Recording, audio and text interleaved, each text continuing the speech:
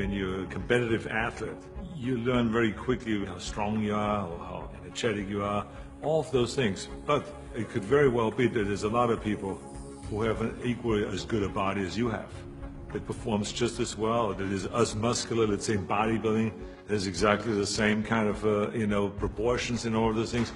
So the question really is what puts you over the top?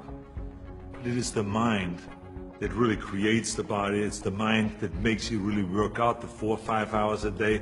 It is the mind that visualizes of what the body ought to look like as the finished product.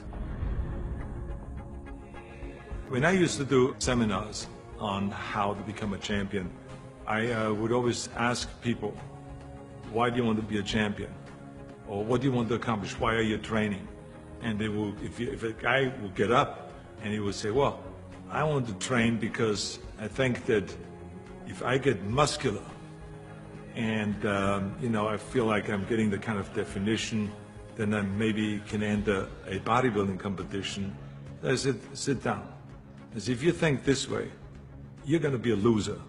You're never going to make it because there's no maybe. You got to get up and say, I want to be a champion. And I do whatever it takes. The amount of hours it takes, the posing, the this, the that, the visualization, looking at training footage, looking at motivational books, reading this, reading, whatever it takes, I would do. That's the answer I want to hear from you. You can detect right away those that are going to be shaky and that will fall behind and they will not go all the way, and those that are very hungry. And that hunger you have to develop because you have to create a goal for yourself, whatever that may be, a short-term goal and a long-term goal, and you got to go after that. And if you do not see it, and if you do not believe it, who else will? The body is very important, but the mind is more important than the body. We have to visualize what that body ought to look like in order to make it win, because that's what creates then the will that you need to go to the gym every day. The will that makes you go into the 4 reps, the will that makes you go beyond when you do your 500-pound reps in the squats and you can't do another rep and your body is shaking. It's the will that makes you go one more time down and struggle up one more time.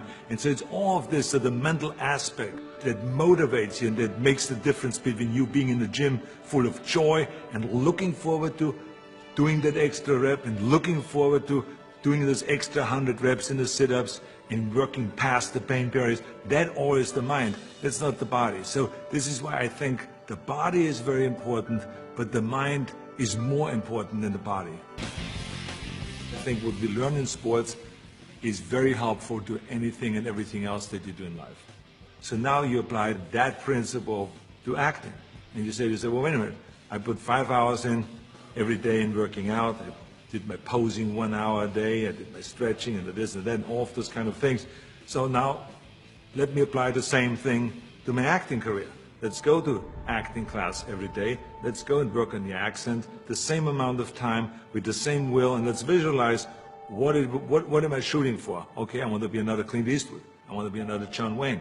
I want to be another Kirk Douglas, all those great heroes that I admired as a kid. So that's what I'm going after. And that same principle works, even though there's so many people around that say, no, you will never make it because you have an accent, your body is too big, and your name Schwarzen, Schnitzel or whatever, who can pronounce that? But you know. It doesn't matter if anyone else knows and if anyone else believes in it, but you know.